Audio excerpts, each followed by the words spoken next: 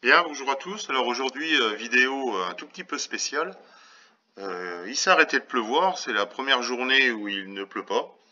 Mais les cultures sont complètement mouillées. Les blés sont trempés, les sols sont trempés, donc on est au bureau.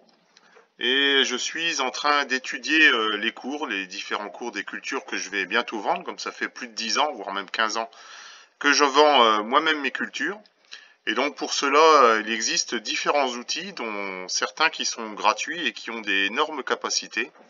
Et je vais vous en présenter un, alors qui est sur un site américain, je crois, mais qui est, je trouve, vraiment très bien. Donc dans la barre de recherche Google, tout simplement, vous tapez Barchart, B-A-R-C-H-A-R-T,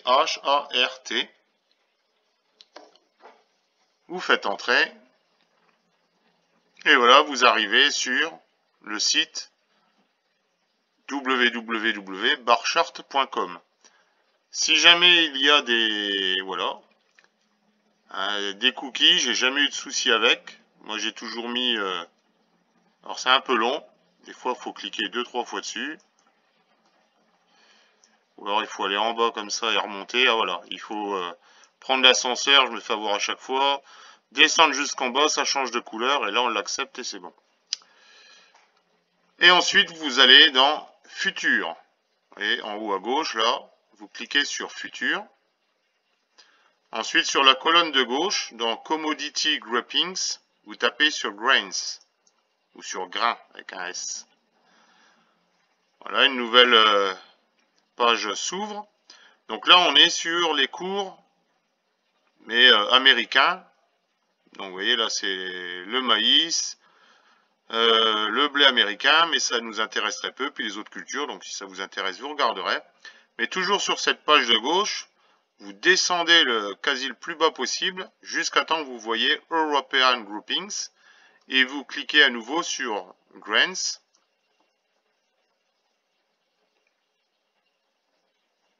Et là vous arrivez sur ce qui nous intéresse, c'est-à-dire Rapeseed, c'est le colza.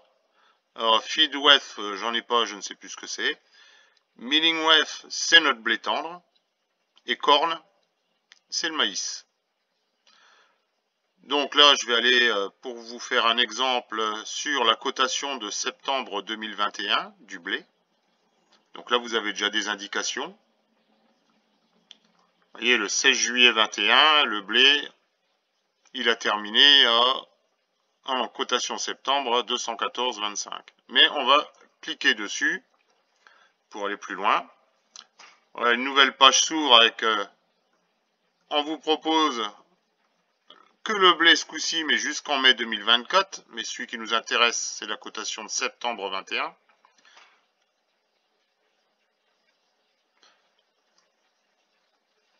Hop, ça je ne m'inscris pas. Ici, on passe en plein écran.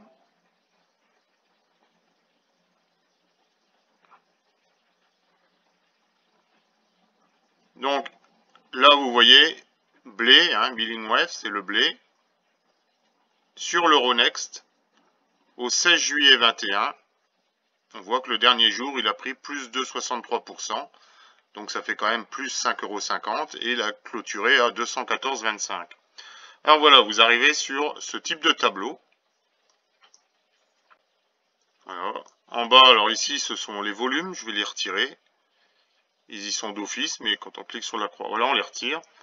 Et là, vous pouvez déjà, vous-même, même si vous n'êtes pas intéressé par la vente du blé, eh bien, alors moi, j'aime pas cette méthode-là, je vais tout de suite la changer, je vais ici.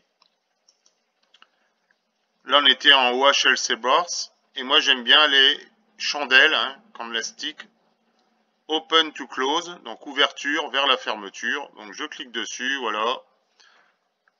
J'ai mieux ce type de chandelle. Donc, vous voyez, par exemple, celle-ci.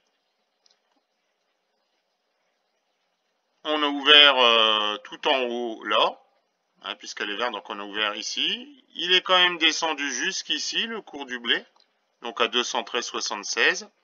Puis il est remonté jusque là. Bon, si je me gourre pas, normalement c'est ça. Voilà, mais peu importe. Et ici, vous avez, vous voyez, un jour, 5 jours, hein, one day, 5 days, 1 mois, 3 mois, 6 mois, 9 mois, etc. Et vous avez jusqu'à 20 ans. 20 years, pardon. Donc, vous voyez le cours du blé sur 20 ans. On a quand même fait des pointes ici. En mars 2008 à 294, hein, presque les 300 euros.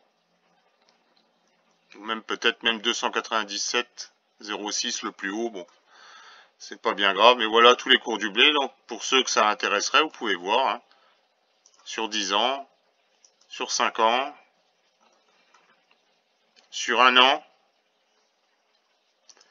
Et je vais rester par exemple sur les 6 derniers mois pour vous montrer quelques exemples de ce qu'on peut faire avec. Donc vous voyez ici, voilà, c'était le plus haut, grosso modo le dernier grand plus haut qu'on avait eu. Et on était donc, je vais me remettre dessus pour avoir la date, voilà, au 7 mai, 7 mai c'est tout en bas là. Alors c'est à l'envers, hein, c'est pas 5 juillet 2021, c'est 7 mai 2021. De toute manière, il y a les mots qui sont marqués en anglais. Et on peut y tracer, puisqu'il y en a beaucoup de choses que l'on peut faire avec. On va dans Tool, par exemple. Une droite, une thread line, comme c'est marqué. Je clique par exemple au plus haut ici. Voilà, je mets mon point ici. Je viens recliquer dessus pour prendre le point et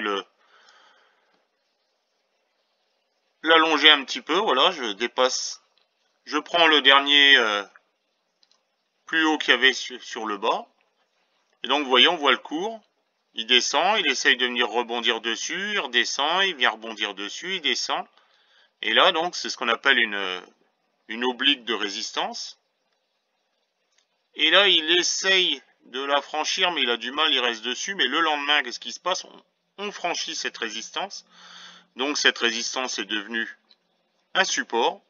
Et vous voyez, on a fait une belle chandelle, puisqu'on est parti de 210. On est quasi à 214. On a pris les derniers euros qu'on avait vus. Donc, c'est quand même pas mal. Et ensuite, on a différents autres outils.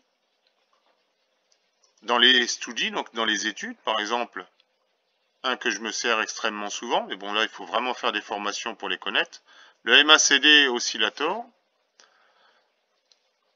Alors je vous expliquerai pas parce que j'en ai pas la capacité, mais je sais m'en servir. Voilà, je le mets et donc en dessous, vous voyez par exemple quand on remonte là au 7 avril, vous voyez le MACD était encore négatif, il était sous cette ligne là, et là il passe positif, et qu'est-ce qui se passe sur les cours?